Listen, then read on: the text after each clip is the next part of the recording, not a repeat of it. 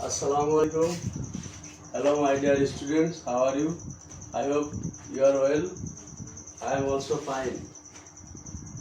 I will discuss about online class topic sentence.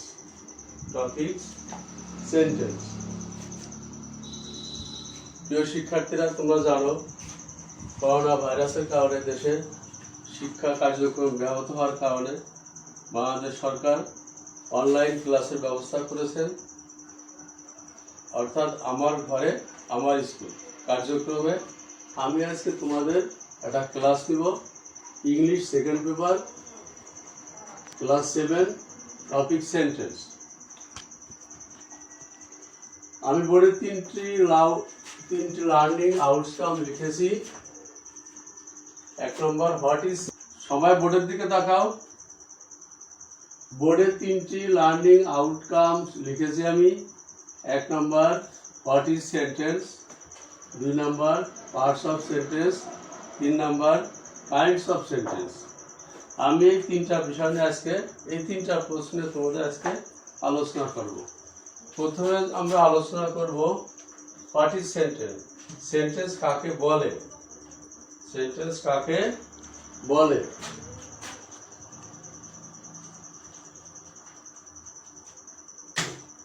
Sentence কতগুলো word বা শব্দ পাশাপাশি বসে যখন কোনো একটি সম্পূর্ণ অর্থ বা মনের ভাব প্রকাশ করে তাহলে তাকে সেন্টেন্স বা বাক্য বলে। প্রিয় শিক্ষার্থীরা, আবার শোনো, সেন্টেন্স বা বাক্য কাকে বলে? কতগুলো ওয়ার্ড বা শব্দ পাশাপাশি বসে যখন কোনো একটি সম্পূর্ণ অর্থ বা মনের ভাব প্রকাশ করে তাকে সেন্টেন্স বা বাক্য বলে। এখন আমরা এক্সাম্পল স্বরূপ লিখতে পারি যে রহিম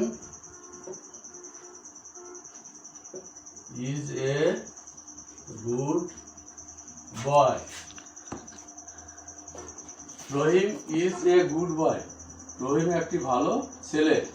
এখানে সেন্টেন্সটার পুরো অর্থ প্রকাশ পেয়েছে, কারণ রহিম কি ভালো না মন্দ এখানে আমরা বুঝতে পেরেছি। এখন এইটাকে সেন্টেন্স নয়, আমরা যদি প্রমাণ করতে যাই তাহলে আমরা এবার লিখতে পারি যে boy is a good Rahim.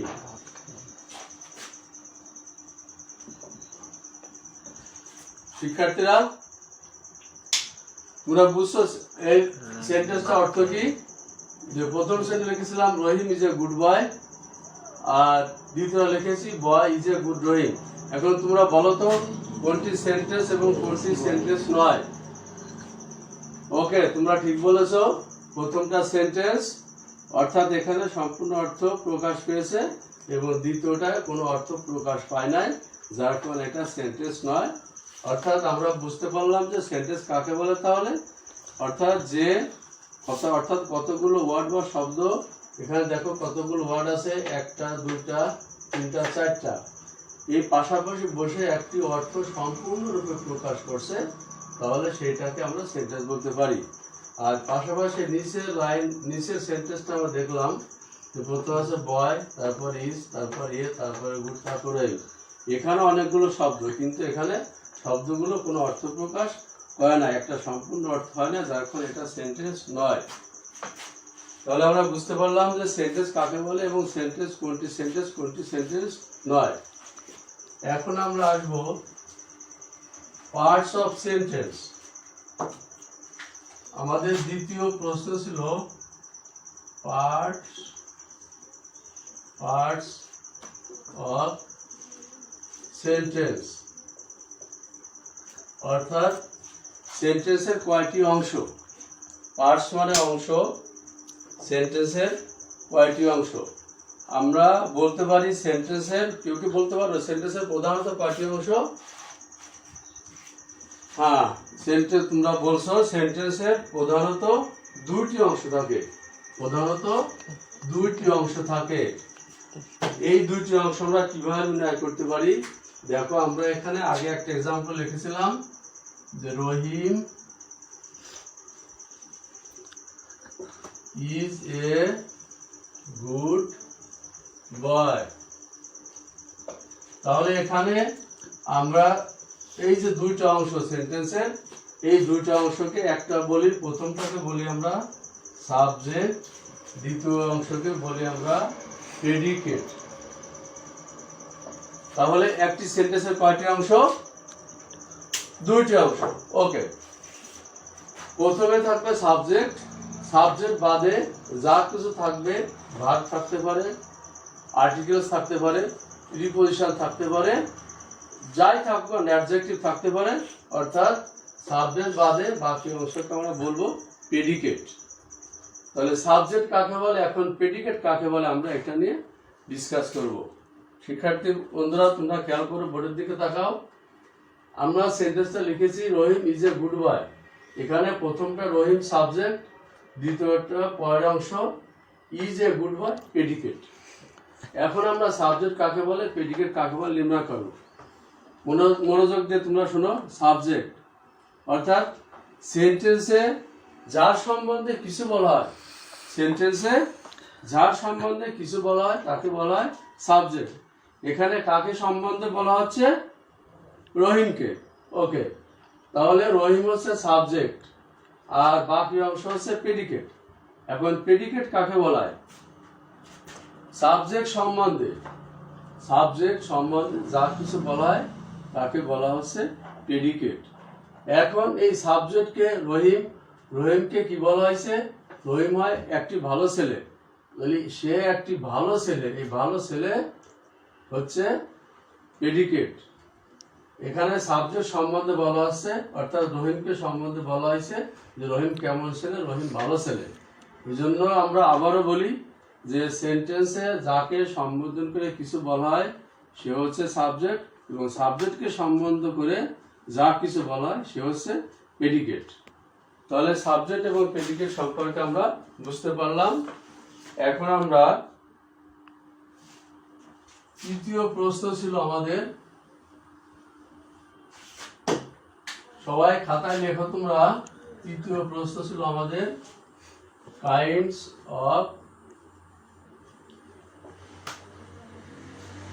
Sentence, অর্থাৎ আমরা বলতে পারি ক্লাসিফিকেশন অফ সেন্টেন্স, আবার বলি কাইন্ডস অফ সেন্টেন্স, বাংলায় বলি সেন্টেন্সের প্রকারভেদ। সেন্টেন্সকে আমরা অর্থ অনুসারে তিনটি ভাগে ভাগ করতে পারি। তার আগে তোমরা একটা চার্ট দেখো, সেন্টেন্সের একটা চার্ট দেখো তোমরা। কাইন্ডস অফ সেন্টেন্স অর্থাৎ বাক্যের প্রকারভেদে এখানে উপরে আছে সেন্টেন্স। এই সেন্টেন্সকে আমরা পাঁচটি ভাগে ভাগ করতে পারি। এই সেন্টেন্সকে আমরা কয়টি ভাগে ভাগ করতে পারি? পাঁচটি ভাগে ভাগ করতে পারি। কেউ কি বলতে পারবে? ওকে, তাহলে আমরা দেখলাম এটা চার্টে সেন্টেন্সের পাঁচটি ভাগ আছে। এক নম্বর হলো অ্যাসার্টিভ সেন্টেন্স, যাকে বলা হয় বিবৃতি সূচক বাক্য।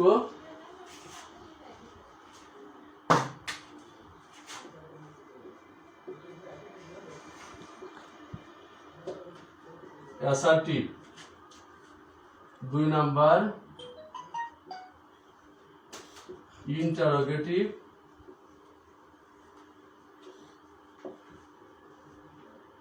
তিন নাম্বার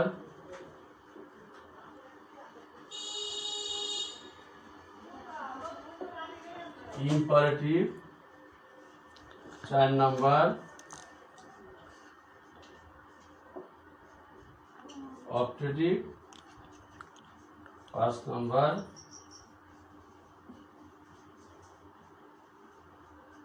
এক্সক্লেমেটরি। তাহলে আমরা সেন্টেন্সকে কয়টি ভাগে ভাগ করতে পারি? পাঁচটি ভাগে ভাগ করতে পারি। কি কি? অ্যাসার্টিভ, বাংলা বলা হয় বিবৃতি সূচক বাক্য। ইন্টারোগেটিভ, বাংলায় বলা হয় প্রশ্ন বা জিজ্ঞাসা সূচক বাক্য। ইম্পারেটিভ, আমরা যাকে বলি আদেশ, উপদেশ, অনুরোধ। অপটেটিভ, ইচ্ছা বা প্রার্থনা। এক্সক্লেমেটরি সেন্টেন্স, আবেগ সূচক বাক্য। তাহলে আমরা সেন্টেন্সে কয়টি ভাগে ভাগ করতে পারলাম? পাঁচটি ভাগে ভাগ করতে পারলাম। কি কি? Assertive, interrogative, imperative, operative, exclamatory. সবাই খাতায় লিখে নাও, 5টি সেন্টেন্সের প্রকারভেদ সবাই খাতায় লিখে নাও।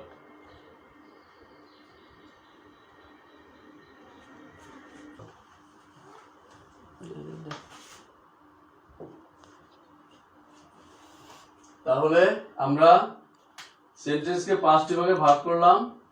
এই 5টি ভাগে যে ভাগ করলাম এর এক একটা ভাগকে আবার আমরা ভাগে বর্ণনা দিব। প্রথমে আমরা লিখেছিলাম 1 number assertive sentence. Assertive sentence, what is assertive sentence? Assertive সেন্টেন্সটা কি বা অ্যাসার্টিভ সেন্টেন্সটা কাকে বলে? যে সেন্টেন্স দ্বারা বিবৃতি প্রদান করা হয়, যে সেন্টেন্স দ্বারা বিবৃতি প্রদান করা হয় তাকে অ্যাসার্টিভ সেন্টেন্স বলে। সবাই খাতায় লিখো। তাহলে সবাই খাতা কলম নাও। 1 নাম্বার লেখো, অ্যাসার্টিভ সেন্টেন্স কাকে বলে? যে সেন্টেন্স দ্বারা বিবৃতি প্রদান করা হয় তাকে অ্যাসার্টিভ সেন্টেন্স বলে। আমরা অ্যাসার্টিভ সেন্টেন্সের আবার 2টা ভাগে ভাগ করতে পারি। তাহলে অ্যাসার্টিভ সেন্টেন্সকে 2টি ভাগে ভাগ করতে পারি। 1 নাম্বার অ্যাফার্মেটিভ,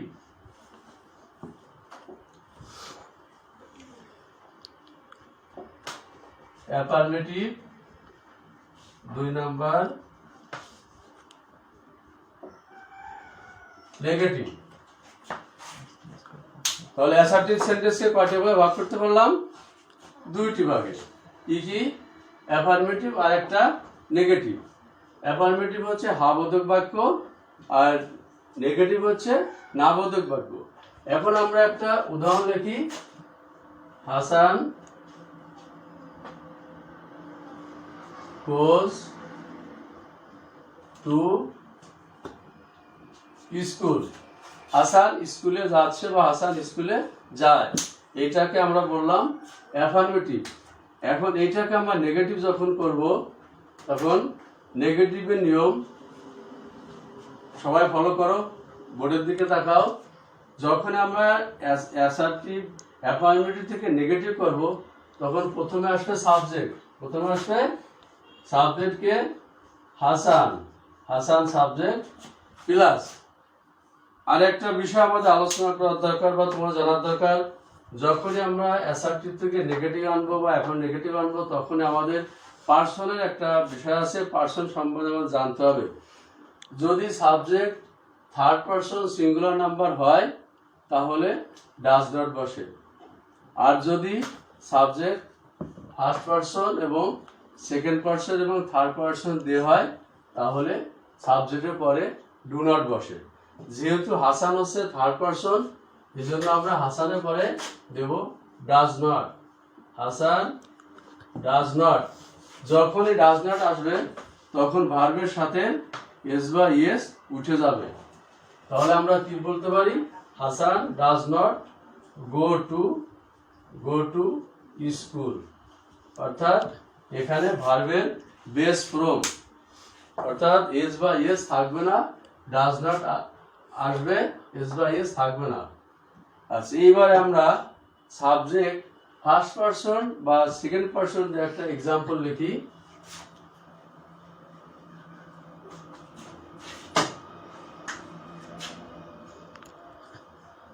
ইউ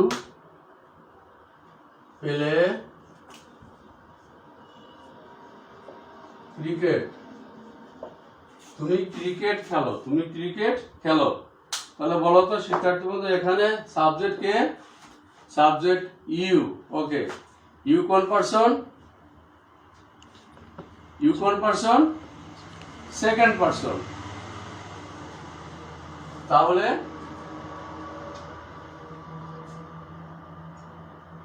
আমরা কি লিখতে পারি এখানে? You do not.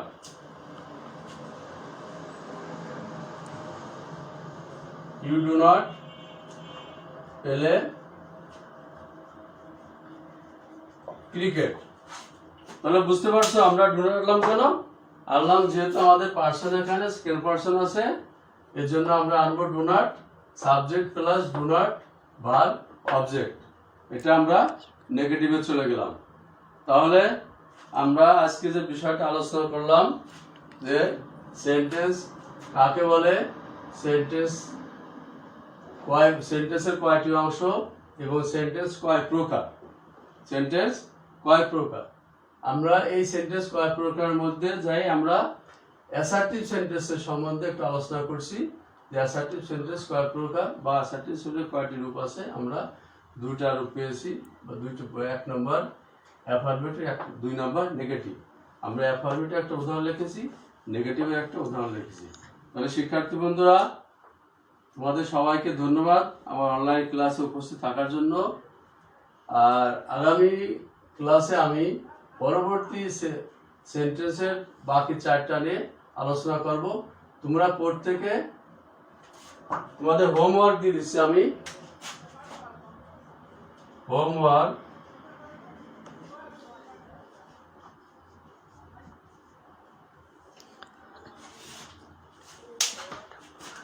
প্রত্যেক তোমাদের অ্যাসার্টিভ সেন্টেন্সের 3টা এক্সাম্পল লিখবা, অ্যাফার্মেটিভ এবং নেগেটিভ। অ্যাফার্মেটিভ এবং নেগেটিভ 3টা এক্সাম্পল সবাই লিখে নিয়ে আসবা। আগামী ক্লাসে তোমাদের আমি পরবর্তী সেন্টেন্সগুলো নিয়ে আলোচনা করব। ধন্যবাদ।